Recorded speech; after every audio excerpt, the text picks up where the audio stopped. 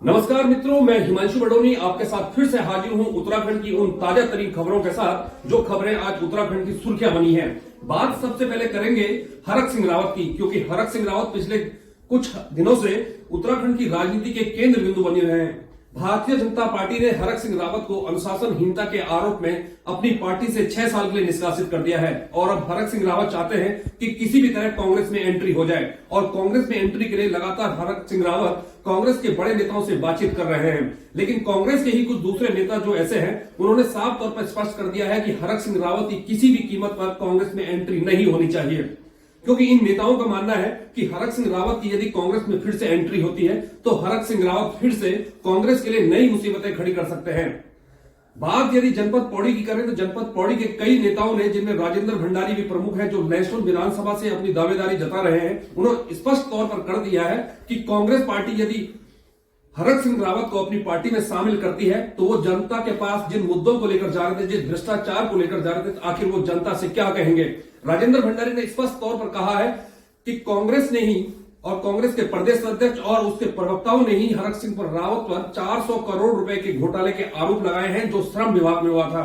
और ऐसे में यदि हरक सिंह रावत की कांग्रेस में एंट्री होती है तो जनता भी उनसे सवाल पूछेगी कि क्यों आपने जो भ्रष्टाचार में लिप्त भाजपा के एक मंत्री थे उनको अपनी पार्टी में शामिल करवाया है। राजेंद्र भंडारी के साथ ही कुछ दूसरे बड़े नेता कांग्रेस के भी ऐसे हैं जो नहीं चाहते हैं कि हरक सिंह रावत की कांग्रेस में एंट्री हो, क्योंकि हरक सिंह रावत का पिछला ट्रैक रिकॉर्ड राजनीति का यदि देखा जाए तो वो जिस भी पार्टी में रहे हैं उन्होंने हमेशा उस पार्टी के लिए मुश्किलें ही खड़ी की है। बात ज्यादा दूर नहीं है, अभी बात हम लोग भारतीय जनता पार्टी की सरकार की करते हैं कि कैसे हरक सिंह रावत ने इन 5 सालों में भारतीय जनता पार्टी को नाकों चले चबाए हैं। पूर्ववर्ती जो कांग्रेस की सरकार रही है तो हरीश रावत को किस तरह हरक सिंह रावत ने परेशान किया है और यह परेशानी हाई कोर्ट की दहलीज तक जा पहुंची थी। सरकार गिर गई, उसके बाद फिर सरकार बनी है। हरक सिंह रावत ने सरकार जो 2016 में गिराई थी तो कांग्रेस के कुछ नेताओं ने सबसे बड़ा षड्यंत्रकारी अगर किसी को बताया है तो वो षड्यंत्रकारी हरक सिंह रावत को बताया था। और अभी जो लैसडाउन से भाजपा के विधायक महेंद्र दलीप रावत है, उनका भी एक बयान अभी 2 दिन पहले चर्चाओं में आया। उन्होंने कहा कि राजनीति की यदि सबसे बड़े कोई ब्लैकमेलर हैं तो वो हरक सिंह रावत ही हैं, क्योंकि वो दबाव की राजनीति करते हैं और अपनी जो नाजायज मांगे हैं उनको मनवाने के लिए पार्टियों पर दबाव डालते हैं। ऐसे हालातों में अब देखने वाली बात यह है कि आखिर कांग्रेस पार्टी इन सब चीजों को ध्यान में रखते हुए क्या हरक सिंह रावत की कांग्रेस में वापसी करवाती है या फिर हरक सिंह रावत का उत्तराखंड की राजनीति में लास्ट अध्याय है। उत्तराखंड की टॉप उन 5 विधानसभाओं की चर्चा करेंगे कि जिन विधानसभाओं पर पूरे प्रदेश की नजरें लगी हुई हैं। हम सबसे पहले आपको ये बताने जा रहे हैं कि इन 5 विधानसभाओं में किस पार्टी का पलड़ा भारी है और कौन जीतने जा रहा है, कौन हारने जा रहा है।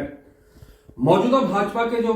नेता है पुष्कर सिंह धामी, जो मौजूदा समय में उत्तराखंड के मुख्यमंत्री भी हैं, खटीमा से हैं, वो इलेक्शन हारने जा रहे हैं। इससे बड़ा खुलासा और कुछ नहीं हो सकता है कि पुष्कर सिंह धामी आज की तारीख में खटीमा विधानसभा से इलेक्शन लूज कर रहे हैं।